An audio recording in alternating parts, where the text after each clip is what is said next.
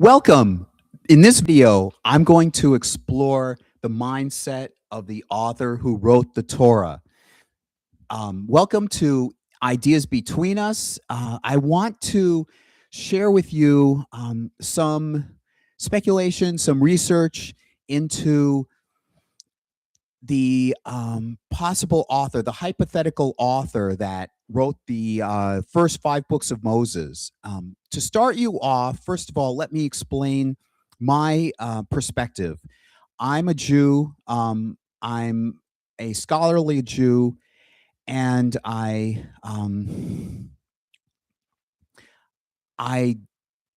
don't believe in the literality, uh, that the Torah is the literal word of God. Let me put it that way. But I'm fascinated by the mindset of a hypothetical author who wrote the Torah.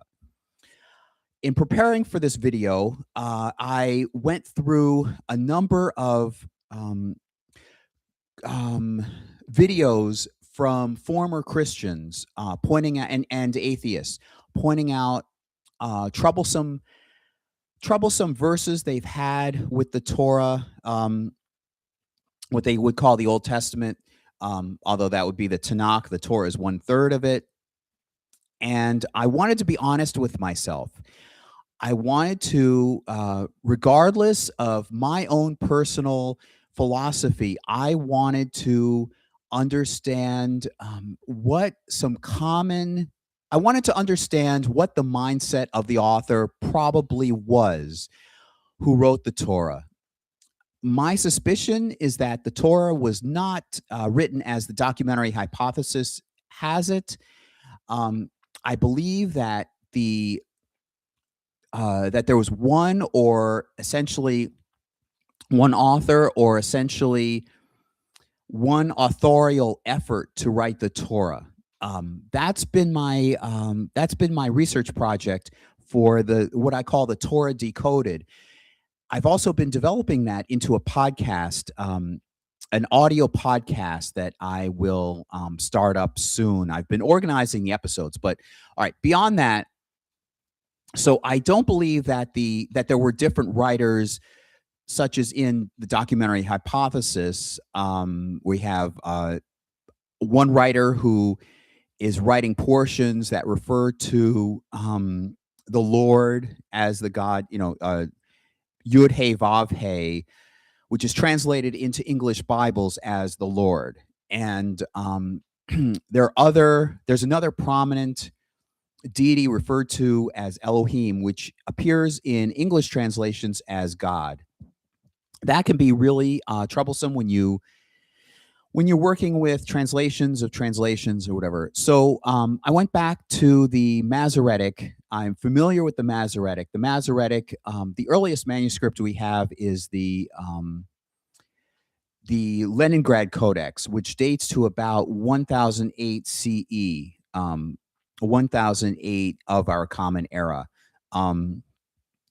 But anyway, all right. So let me bring up these two documents that I worked with Claude AI to develop. Right here, share. Okay, so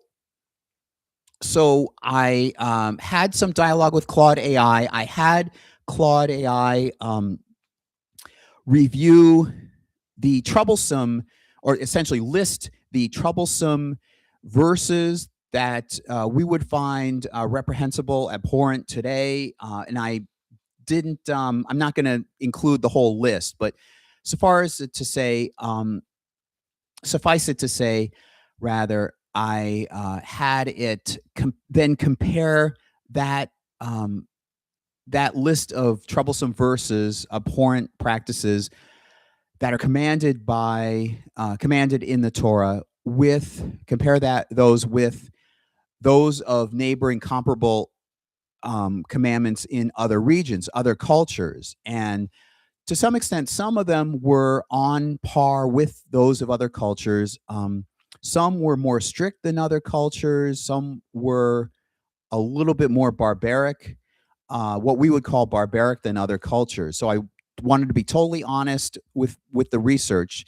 And then I asked Claude AI, was there a common theme, some common philosophy? If you were to ask this writer, this hypothetical writer, take him or her forward um, to say his beliefs, basically give a speech about what his philosophy is, what would that sound like? So Claude AI produced this. Okay, he steps forward, no hesitation in it, no plea in his voice, the tone of a man reading out terms he still stands behind. Okay. He says, I won't give you my name, judge the work, of course, because we don't know the name of the author. I did not write a book or of stories. I wrote an order, a structure meant to outlast me, outlast the kingdom, outlast every empire that thought itself permanent. It has. Judge that first before you judge anything else. Okay, here's what I believed, and I state it without apology because I did not hold these views by accident. I held them because I thought them through and found them correct. Okay. Chaos is not emptiness. So this is what I'm trying to figure out. What is the mindset? What is the philosophy behind this author who wrote the Torah? Chaos is not emptiness. Chaos is misplacement. A field fails not when it lies fallow, but when two seeds tangle in one furrow, and neither can be harvested. A people fails not when it's poor, but when its debts have no end. Its land no longer returns to its own. Its excuse me, its name dissolves into whoever conquered it last. So I drew boundaries everywhere: field, cloth, calendar, flesh, altar, army, because a people practiced in holding small boundaries can hold the one boundary that matters: absolute loyalty to a single God with nothing blurred and nothing shared. That is the whole of my thought. Everything else is engineering. I protected the poor among my own people because I understood exactly what power does when left unchecked. By the way, I recognize, and you should recognize, that this is the work of Claude AI, gathering some common themes, trying to make some rationale. This is not necessarily my rationale. This is the rationale, presumably. This is the hypothetical rationale of the author. I protected the poor among my own people because I understood exactly what power does when left unchecked. A lender will withhold a loan in the 6th year to avoid losing it in the 7th. So I named that maneuver and closed it before he could make it. I built the Jubilee because wealth left alone does not stay distributed.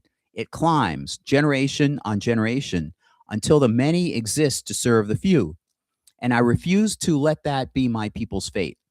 I protected the widow, the day laborer, the gleaner, because I have seen what the strong do to the defenseless when no one writes it down as forbidden. I wrote it down.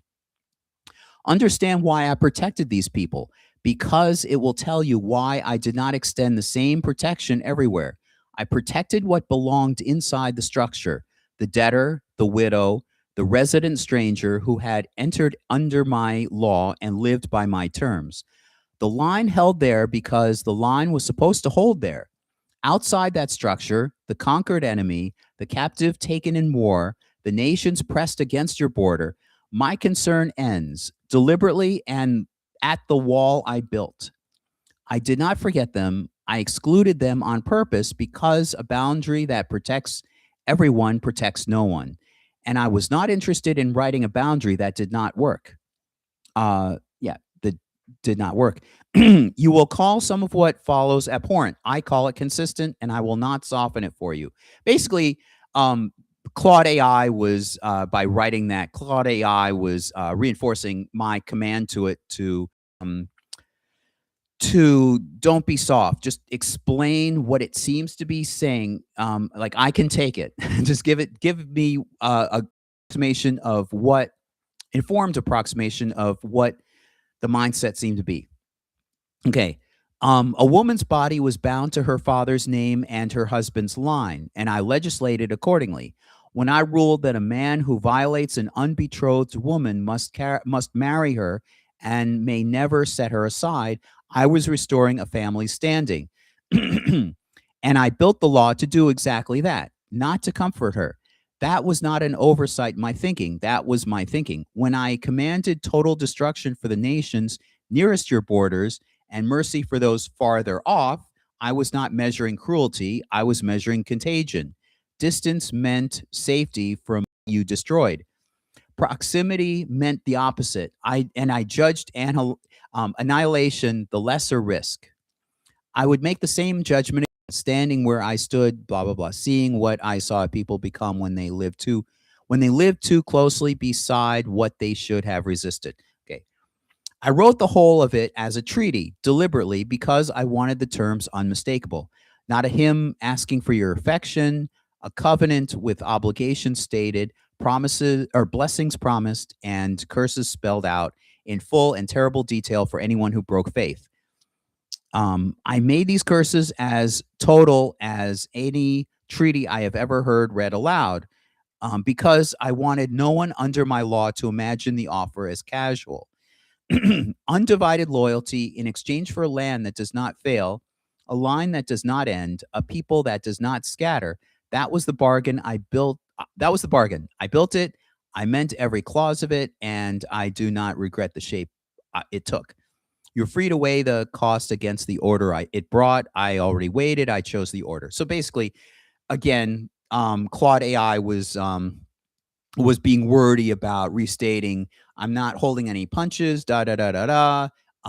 So that's that. I will move on to this, but I wanted to talk about what I thought about about what it hypothesized for the mindset. It does jibe that idea of separation does jibe with a few other things I found. For example, the dietary laws, excuse me, the dietary laws, uh, these are certain animals that are considered clean to eat, and these are other animals that are not clean. For example, pigs are not clean.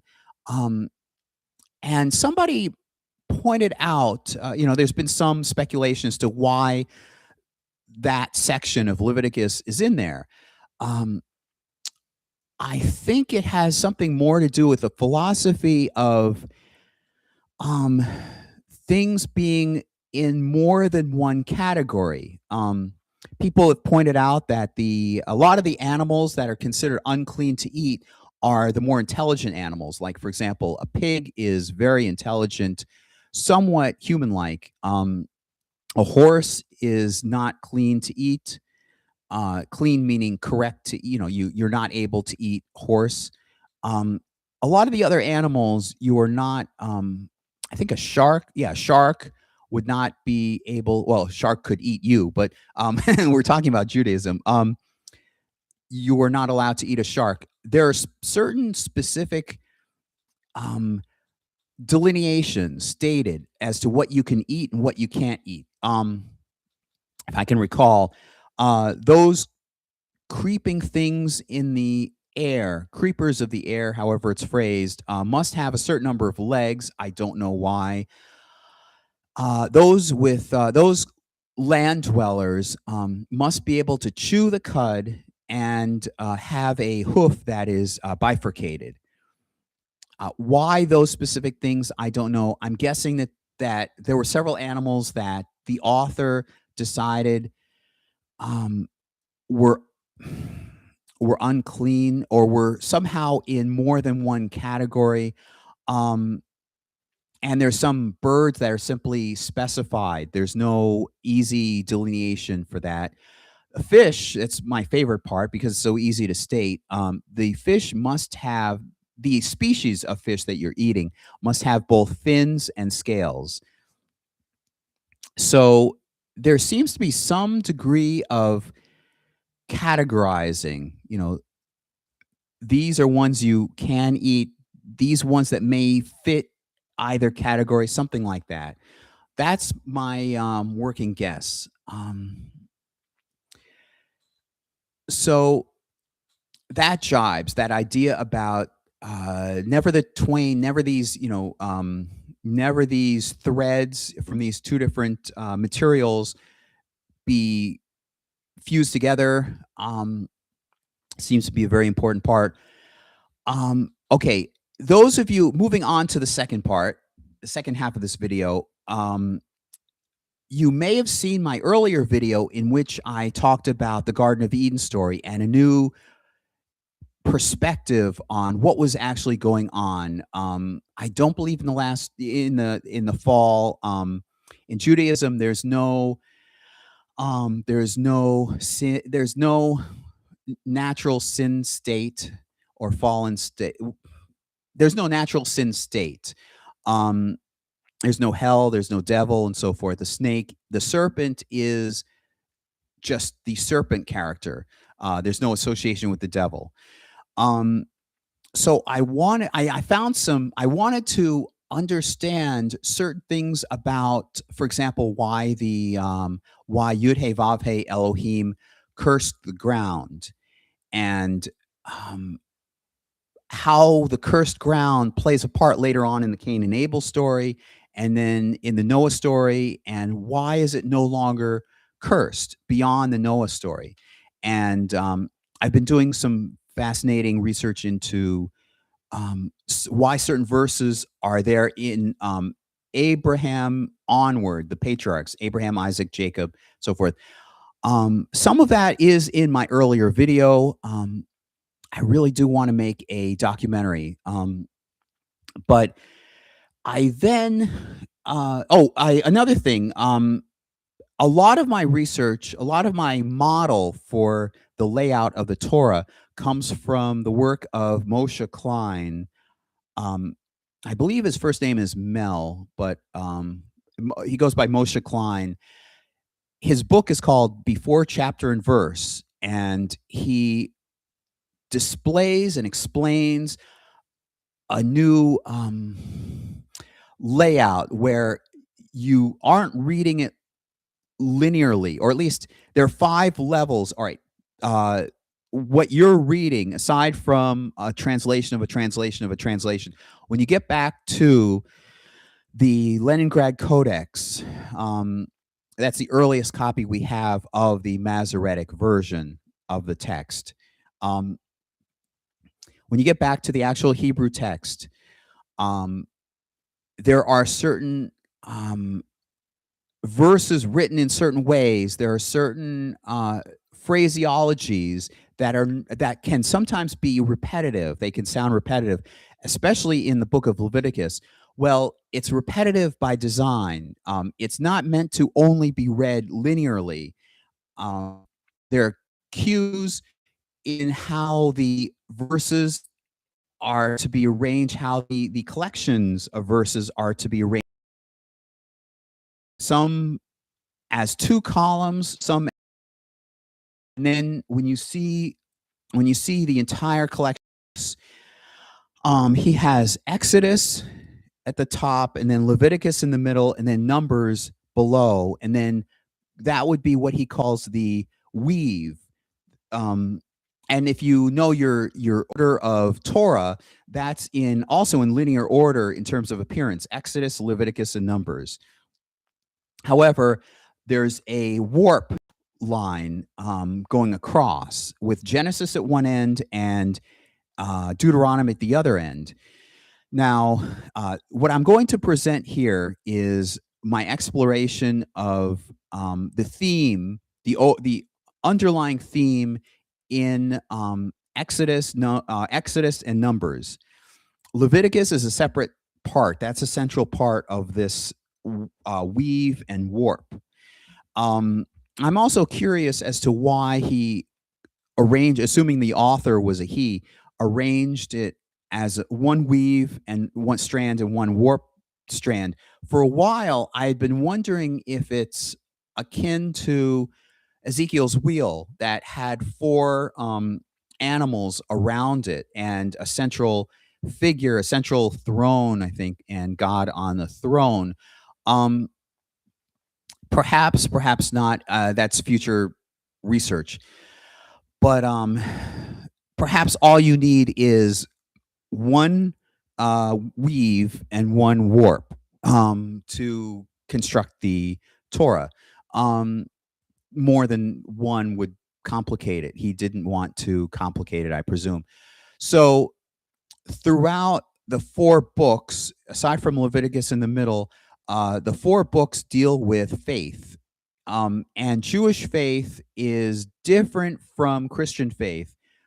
Jewish faith is more steadfast and more, I think, more evidentiary based. Like it's a steadfast trust. It's more like trust. Um, so I wanted to approach this, what I'm going to tell you, um, Exodus and Numbers, comparing them from the point of view of a fictional writer telling a story. All right, so let me get right into this. The tent and the wilderness. Pick up where the plagues left off. Israel has finally gotten what 3 generations of patriarchs never lived to receive: direct lived experience of the name Yud He Vav He, and that's the name that in English is loosely, awkwardly translated as the Lord. Delivered through a pattern too complete to be mistaken for coincidence. But the story doesn't stop at deliverance. Okay, basically, uh, in the Exodus story, they've escaped Egypt, da da da. It moves immediately toward a second project, and this one is even stranger than the first one. God wants a house. Okay, chapters of Exodus are spent on measurements: planks, curtains, gold rings, exact measurements for a portable tent. It reads on the surface like the least cinematic stretch in the whole book, but watch the language the text uses to describe finishing it, because it isn't neutral construction report language. It's borrowed almost word for word from somewhere else entirely. When the work is done, the text says, "Thus all the work of the tabernacle was finished." Compare that to Genesis. "Thus the heavens and the earth were finished." The text says Moses looked at everything the people had built, saw that it matched exactly what he'd been commanded, and blessed them. Compare that to Genesis. God saw everything he had made, and it was very good. Tov. And as I understand it, Tov and Ra, that I got into that in my earlier video, the exact meaning of Tov and Ra. In English, it's typically translated as good and evil, but I wanted to go away from the concept of good and evil because that seemed too Christian. As I understand it, it could, or rather perhaps should, be understood as functional and dysfunctional, which goes along with what I was talking about earlier with chaos. The author was very dead set against, or writing this to go against chaos. It was very good. The text says Moses finished the work. Compare that to Genesis. God finished the work which he had made. 3 separate phrases, each one lifted almost intact from the 7th day of creation and dropped into the closing chapter of Exodus. This isn't accidental phrasing. Someone is telling you deliberately that building this tent is a second creation. But there's a sharper echo buried in there, one that isn't pointing back to Genesis chapter 1 at all. It's pointing to Noah, the formula used to introduce the assembly of the tabernacle. "Thus Moses did according to all that Yud He Vav He commanded him, so he did," is a phrase used nowhere else in the entire Torah except one place, Genesis, describing Noah building the ark. Noah did according to all that Elohim commanded him, so he did. Same sentence structure, same rhythm, almost the exact same words, except one thing has changed. Where Noah's obedience is credited to Elohim, Moses' obedience, building this new structure, is credited to Yud He Vav He. And I must also point out that in Moshe Klein's book, Before Chapter and Verse, he elaborates on this, on the 10 plagues of Egypt, as being a reversal, an inverse or reversal of the 6 or 7, depending on how you phrase it, the 6 days of creation, then the 7th day. And it's interesting that the 6 days of creation are attributed to Elohim, whereas Yud He Vav He is the one who causes the plagues to happen. And I haven't read through this entirely, just in case um, the Claude AI didn't include it there. I should mention it here that the in terms of the plagues, notice that Yud He Vav He hardens Pharaoh's heart a few times, and he gives a specific reason for doing so. He says, "I must prevent." Essentially, he's saying in so many words, "I must harden Pharaoh's heart to prevent him from letting you go, so that Israel or the Israelites will know that I am Yud He Vav He." Now, that may sound to someone like braggadocio, or so that you know that I'm the supreme being and so forth. That's not necessarily the only explanation, the only meaning of that.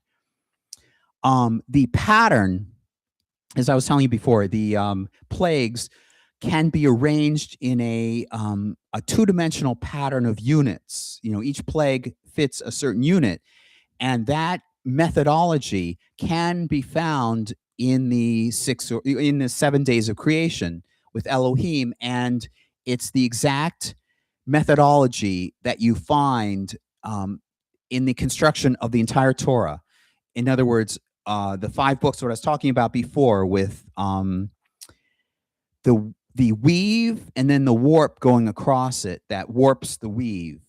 That methodology, and then you go in deeper, and you see chunks of Hebrew text that have cues that tell you how to arrange these verses, how to lay them out so that they are um, visually arranged. There's a visual orientation. It's not all linear. That's Moshe Klein's big point. So basically, I see that. Not only that, but in the plagues. Okay, so the plagues follow the same construction pattern, and they're an inverse of the construction pattern you see in the 7 days of creation. They're also the same construction pattern used in the whole book of Genesis, first of all, and then Deuteronomy shares the same construction pattern, but it's inversed. It's flipped upside down, literally.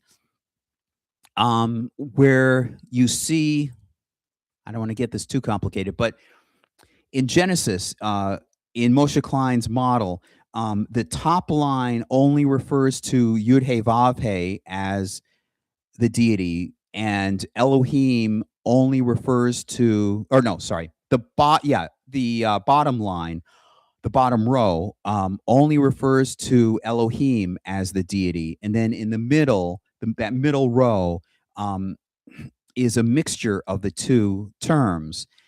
So you have 3 rows, and in Genesis, and then Leviticus in the middle, which then, and I don't want to get into too much detail, but basically, Leviticus itself, its structure is a central, no pun intended, but like a central core piece that reverses, so that on one side you have Genesis with the transcendental line at the top, and then the imminent or more immediate, closer line below, and then a mixture in the middle. On the opposite side of Leviticus, Deuteronomy has it flipped, where the imminent is on the top and the transcendental is on the bottom row, and then there's a middle row of the two of them together. There's a lot more to Moshe Klein's book, by the way, but which you can find on Amazon. You can also go to his website, CHAVER.com. But you can also see the structure in terms of the transcendental, the middle, and then the land, or the imminent, in the 10 Commandments. When arranged in a certain structure, you can see commandments and there are two columns of commandments. I mean, in this structure, there are two columns, so that would mean five pairs. So the top pair, the topmost pair, refers to the divine, and the bottommost pair, and more objective, and the bottommost pair refers to um, subjectivity. So that's where you see, he is a jealous God and so forth. That's more subjectivity, more human emotion related, whereas the objective, supreme, divine is in the top pair of the Ten Commandments. And then I don't remember which ones. There are two other pairs, between those, and then the middle pair um, is what's called a chiastic. It's a chiastic structure. The middle pair um, has elements of both divine and more humane. Not humane, but more human um, in there. So I don't want to belabor that point, but it's fascinating.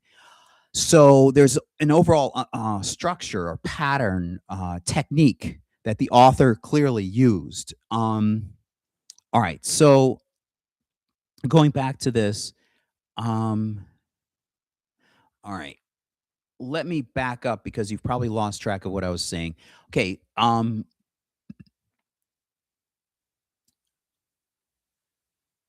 oh, also, I should mention it's known in academia, but I should mention that concept of the top, middle, and bottom appears in Genesis chapter 1, that first 7-day creation, where attributed to Elohim, not Yud Hey Vav Hey yet.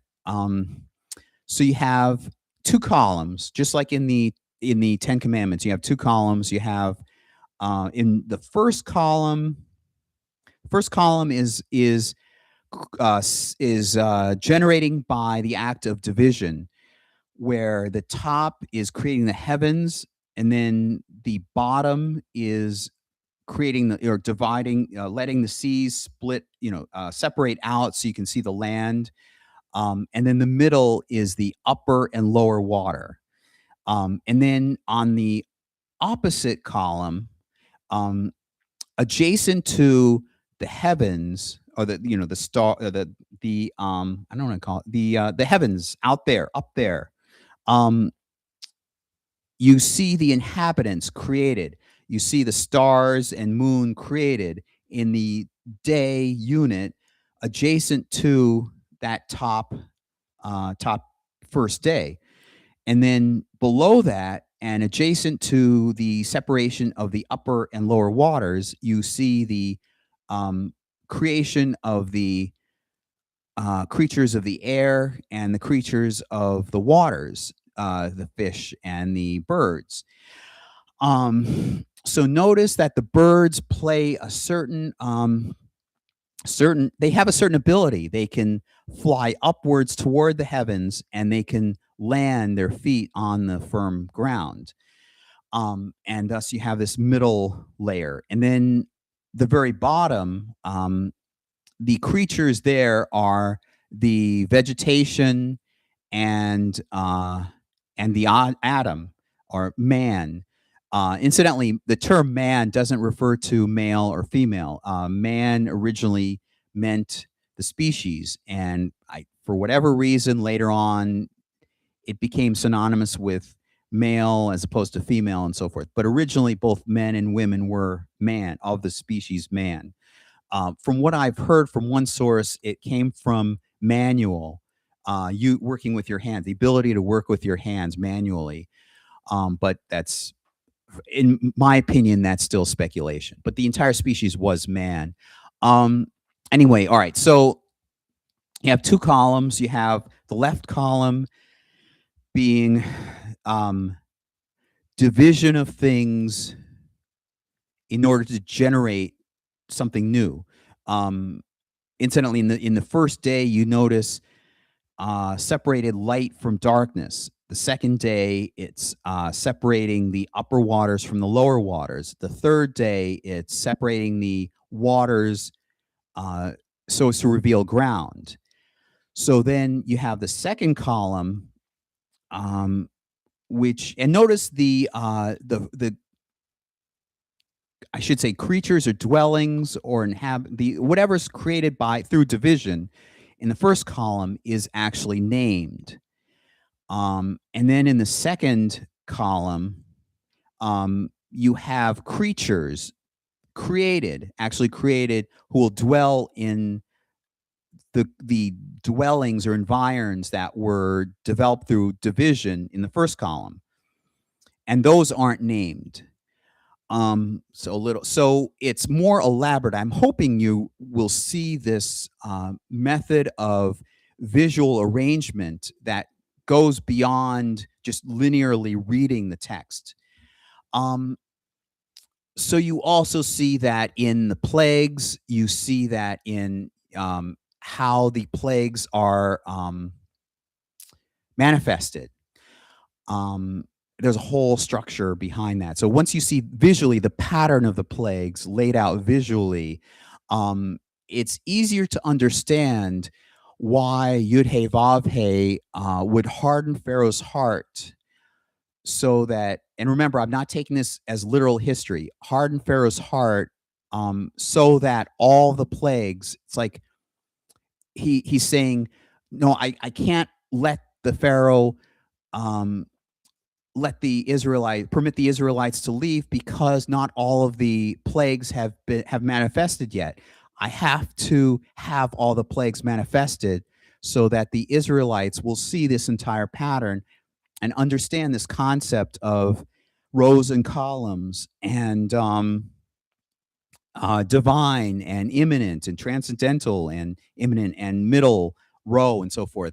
So that's my design, so that readers, what's really going on, I suspect, is that the reader, through the story of the plagues, is saying, there's something important here. There's a design here that's hidden, but if you know to find it, you will see it and understand how the entire Torah is put together. All 5 books, and then the arrangement of the 5 books together is one.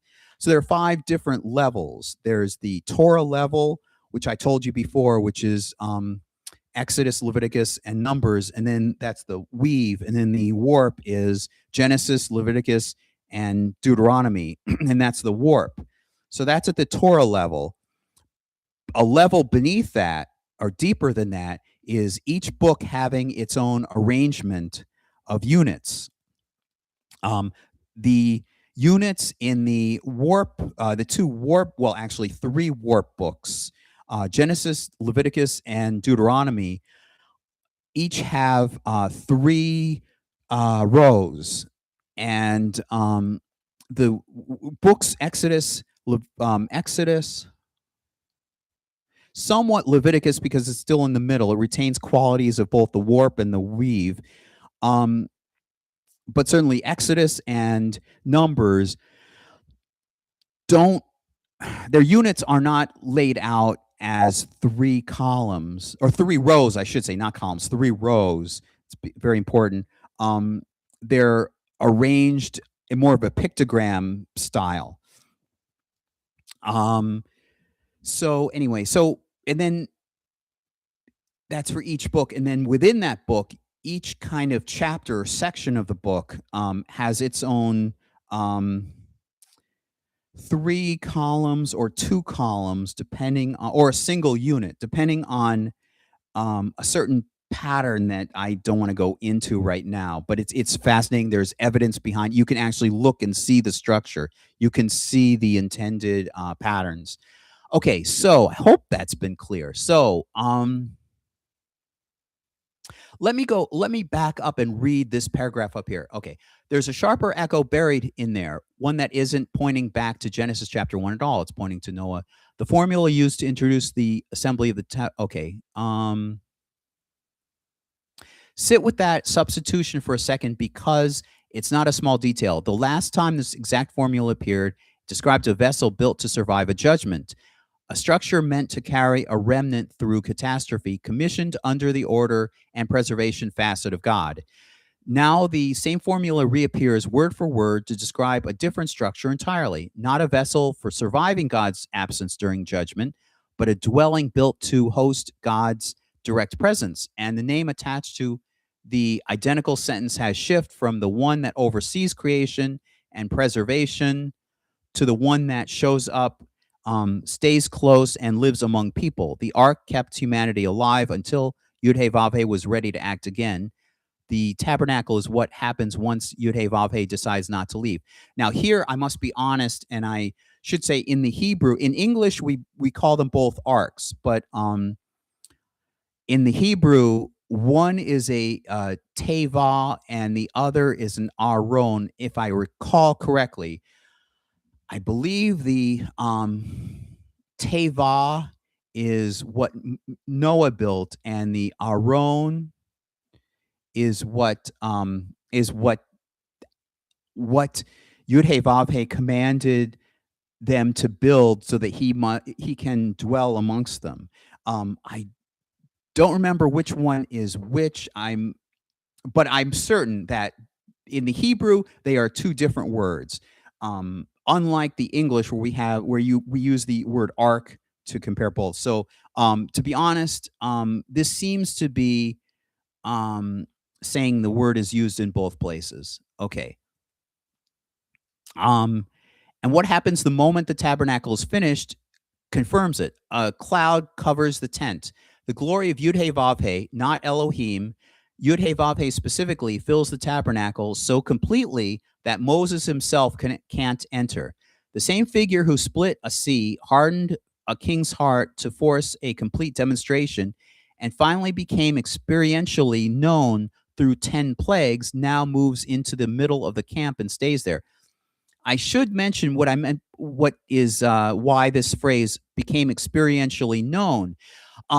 A number of atheists will or have pointed to, or critics of the Torah have pointed to a line in the beginning of somewhat the beginning of Genesis, after the creation, Adam and Eve and so forth, up to the flood and then the Tower of Babel story. And then after that, it begins the Abram, who's soon to become Abraham, Isaac and Jacob story, the patriarch story. And then that ends, that concludes with the end of Genesis.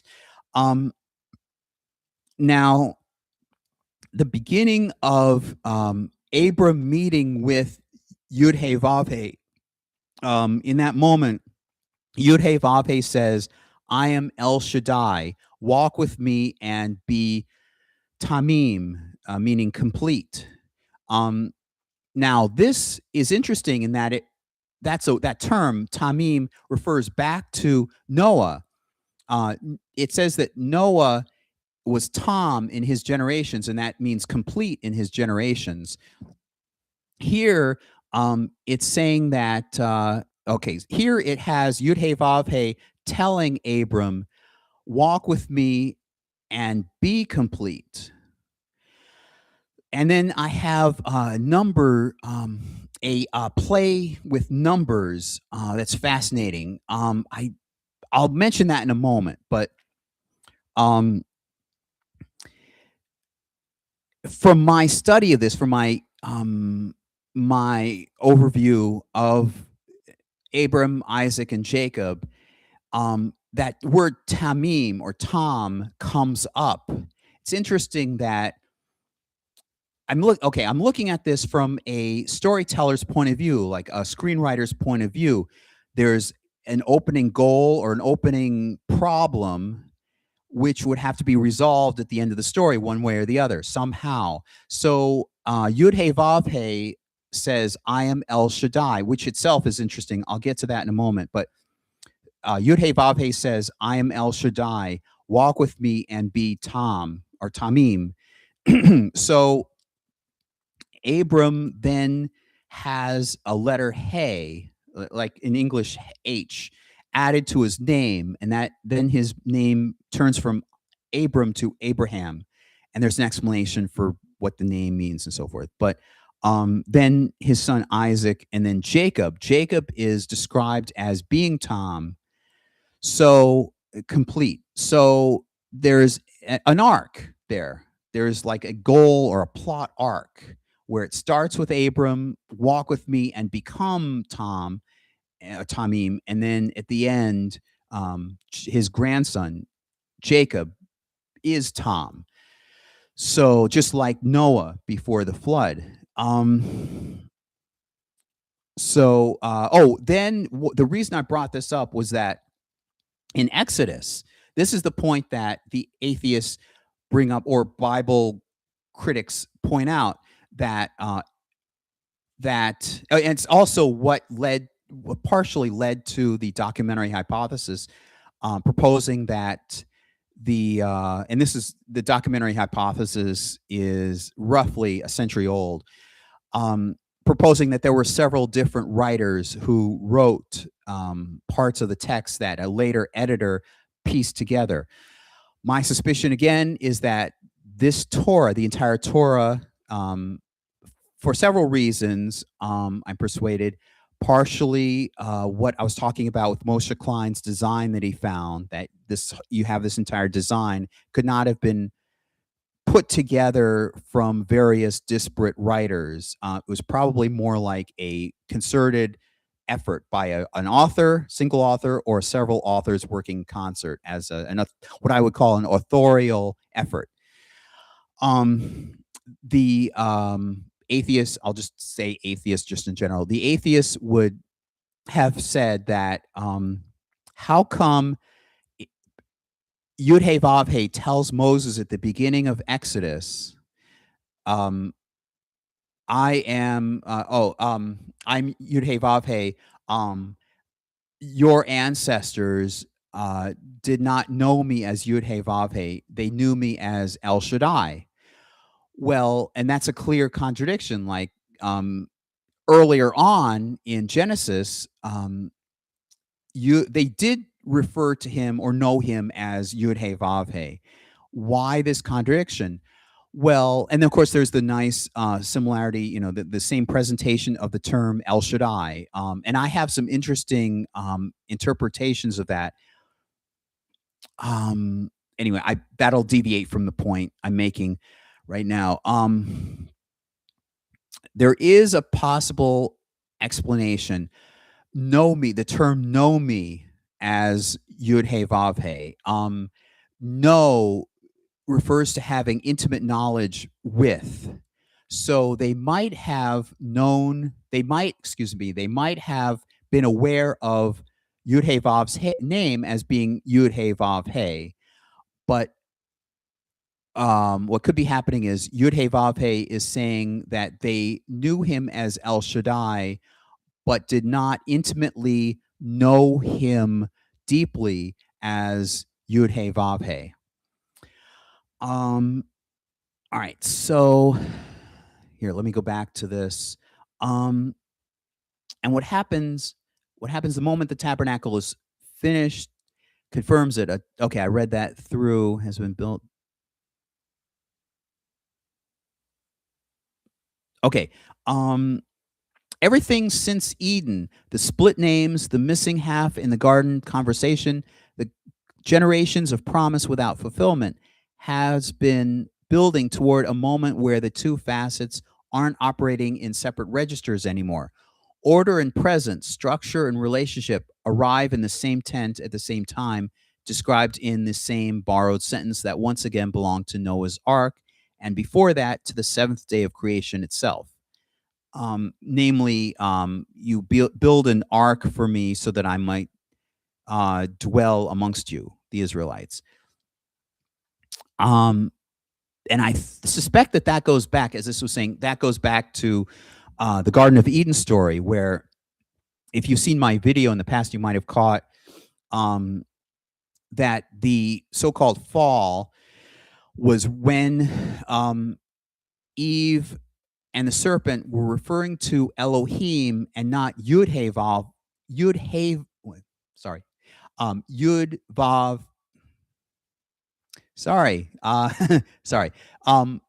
Eve and the serpent were referring to Elohim and not Yud Hey Vav Hey Elohim, taking into account this other half of the deity, in some sense, sort of higher half of the deity.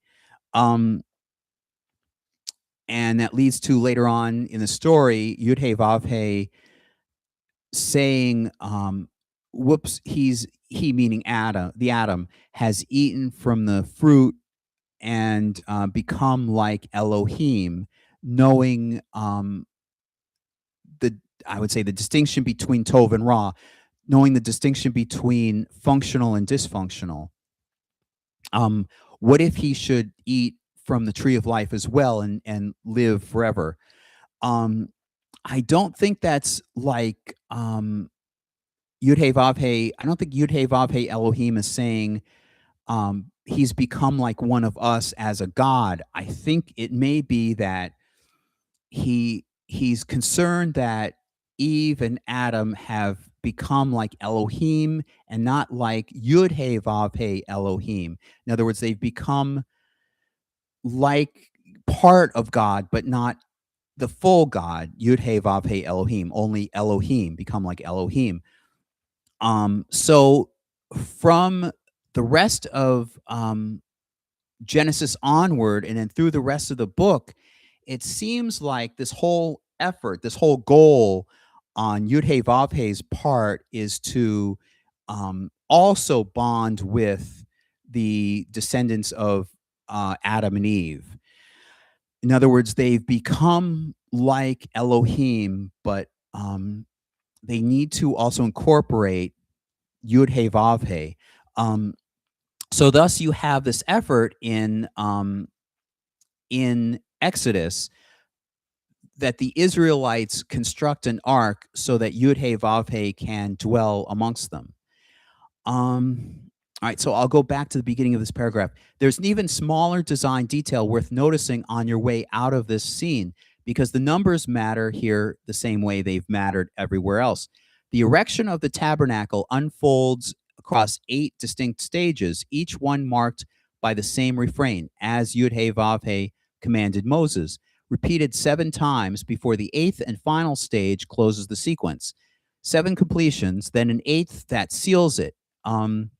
And those of you who know in Leviticus, 7 is a number representing natural order, and the number 8 represents a supernatural phase or supernatural aspect.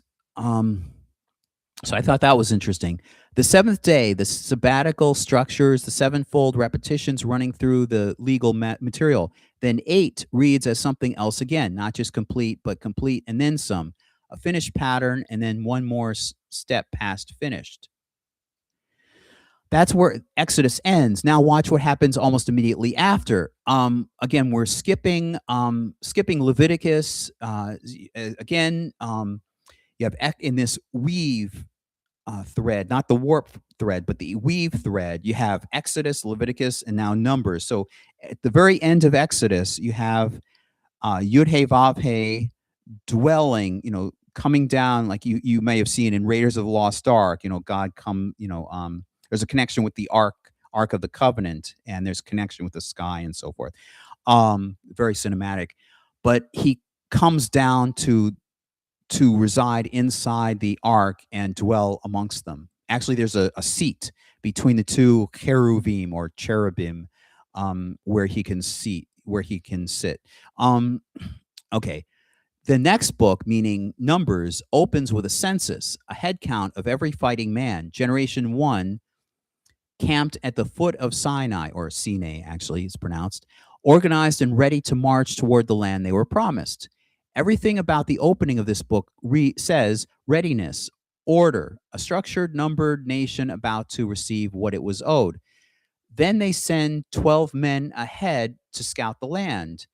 10 of them come back afraid, and the entire nation, the same nation that watched 10 plagues, complete themselves specifically so they could know Yud Hey Vav Hey experientially. The same nation that watched that presence move into a tent in the middle of their camp refuses to go in. Here's where the story does something quietly devastating with a word you've already heard before. The sentence for this refusal is 40 years, 1 year for every day the spies spent scouting the land. And the reason given uses the very same verb that's been running underneath this entire story since the patriarchs, yada, or know, the verb referring to knowing, intimate awareness. No, except this time it isn't a promise of experiential knowledge freely given. It's a sentence you will know my alienate. It's a sentence. You will know my alienation. The same word that described what the patriarchs were owed and what the plagues were designed to deliver now describes a punishment, knowing God specifically through withdrawal rather than through presence. I think that has um, references or alludes back to the Garden of Eden story, where there's a separation between the two. An entire generation, everyone 20 years and older, everyone who stood at the base of that mountain and watched the glory fill the tent with their own eyes, dies over the following decades without ever crossing into the land. Only two of that generation are exempted, Joshua and Caleb, the two spies who came back with a different report. And the book of Numbers closes with a second census, a new generation, numbered again, standing on the plains of Moab, on the very edge of the land the first generation forfeited. So the entire book of Numbers, I was asking Claude AI, is there an overall plot arc or thematic arc in the book of Numbers? And I also checked out some YouTube videos um, to learn a summary of several different videos to learn a summary of the book of Numbers. And it seems to be consistently having fear, not trusting. We ought to go back. How dare you have us escape Egypt or leave Egypt, and then we're going to die in the desert and so forth. So there's a lack of faith. So that seems to be a consistent theme in the book. So it begins with Numbers begins with them with Yud Hey Vav Hey in their presence and going forward toward Moab, and then that's right at the precipice of entry into the promised land, Israel, and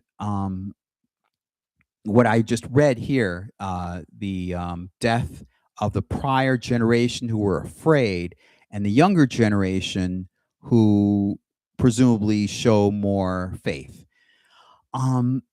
It's the same shape you've already seen twice already. A wrong laid down, held open across a stretch of time, not resolved at the first opportunity, but only once something specific and complete has run its full course. The ground's curse waited for Noah's sacrifice. The unexperienced name waited for 10 unbroken plagues. Now, an entire generation's failure waits for 40 full years, one for every day of doubt, before a second generation, standing where their parents once stood, gets to try again. So that's what I wanted to principally share with you. I have a lot more that I want to cover and share, but that takes time, and I don't want to overwhelm the audience that may actually be watching this. But I found there's something fascinating. I just want to talk a little bit about it. It's easier if you see it visually. And you know what? You know what I'm going to do here? I'm going to go to that website right now. The Woven Torah website that I was telling you about. All right, so let me switch to, and I forgot to actually switch when I was reading off that second one. But there we go. Okay. This talking about. All right. Let me see if I can find a good layout of what he's talking about. See the warps and weaves. All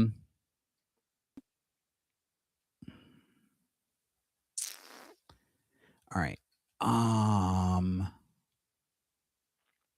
Structured Torah. Is this it?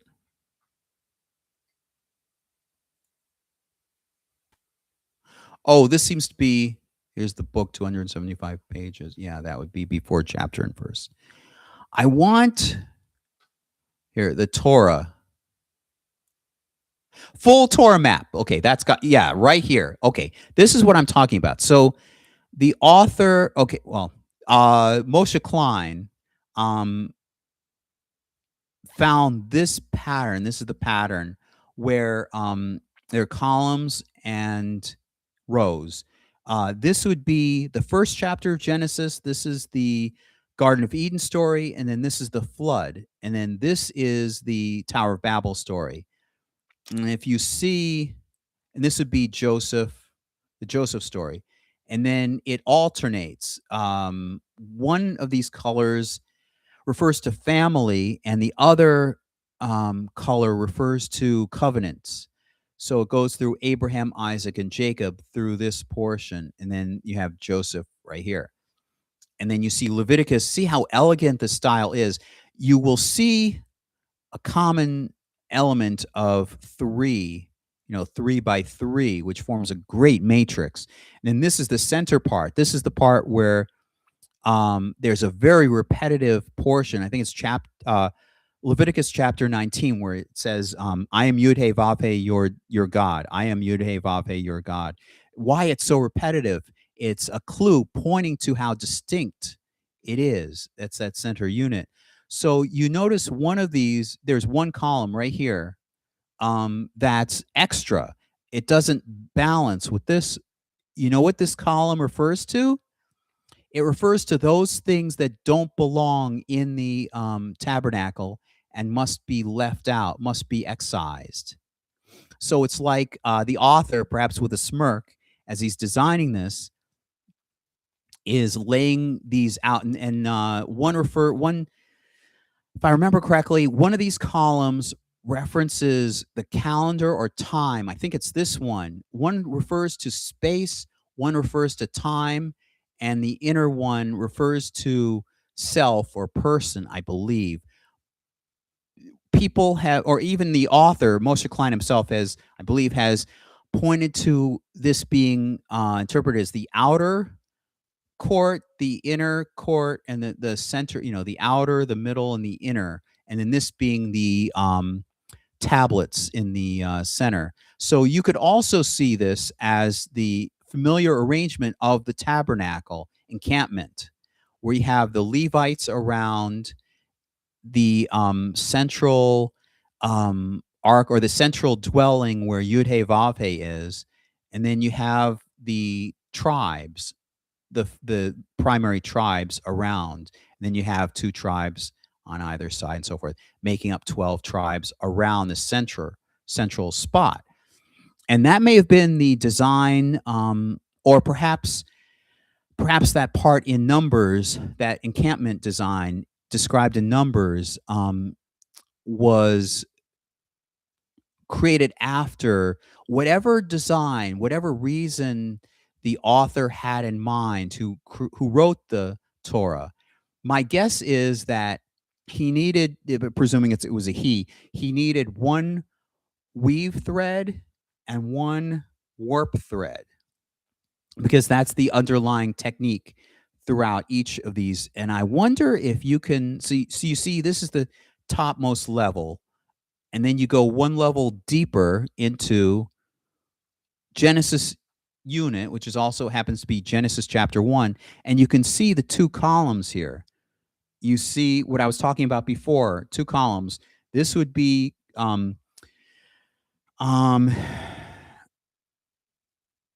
creation from division, and then the other column being about creating the creatures that would dwell in them.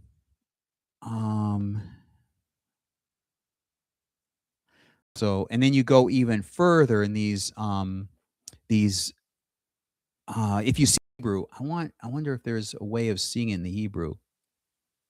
Anyway, I won't go in that deep right now, but in the Hebrew, the text looks even clearer once you see this.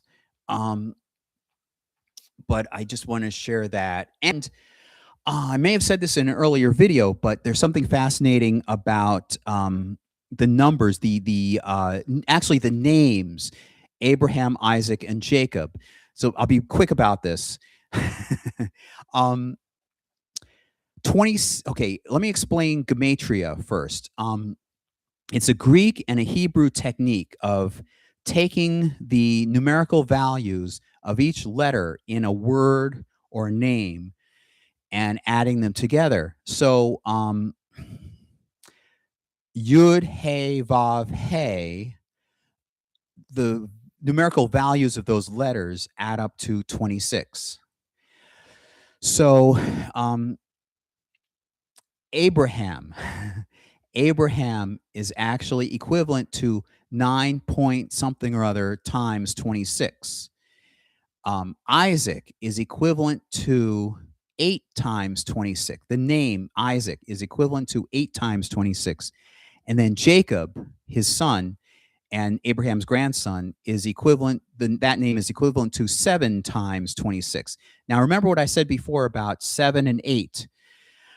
7 being a natural number related to an even week of 7 days. It's a natural number embodying nature, the regular, the order of things. And then 8 is like a supernatural number, like one above or beyond the natural. So you see those two numbers, you see 9 point something or other, which isn't quite an even number. And Claude AI suggested that that refers to Abraham having to become complete.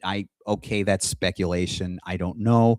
But that name, Abraham, okay, starts off as Abram, and it's 243 because the letters A, B, R, M add up to 243 by gematria. By adding the Hey, by El Shaddai adding the Hey, it becomes 248 because Hey, or the English H, um, its value is 5. So 243 become 248. Now, I may be off, I'll have to check, but I believe there are 365 years between um, the covenant with Abraham and earlier with the flood, I think. Um, so it's interesting. You may have heard of 613 commandments. The Jews have 613 commandments, and the Orthodox have Orthodox Jews wear strings that are tied is such that it's a reminder of 613. Um, and in the Talmud and other, I think Maimonides might have even done this, tried to come up with all 613 commandments, and it's awkward. They're twisting things. They're like, I don't want to say doing textual gymnastics, but they're trying to come up with 613 commandments. So, um, but it's said that 200 in the Talmud somewhere, that which is the commentary on, I won't go into that, but it's commentary that um 248 positive commandments that one must do and 365 commandments that one should not do. In other words, you shall not do this.